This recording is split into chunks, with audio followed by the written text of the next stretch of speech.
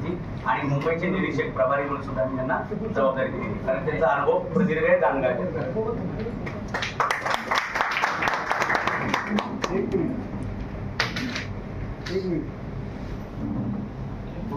आणि मोठ्या मोठ्या पक्षातून पण आमच्याकडे इन्कमिंग आहे, फक्त आम्ही सस्पेंड ठेवतो, टप्प्याटप्प्याने जाहीर करतो. समर्पण थोरात महाराष्ट्र प्रदेश समिती सहप्रभारी आणि मुंबईची त्यांना जबाबदारी, मुंबईचे सहप्रभारी. पुंडलिक शांताराम खरविलकर यांना आम्ही मुंबईचे उपाध्यक्ष जबाबदारी देत आहोत.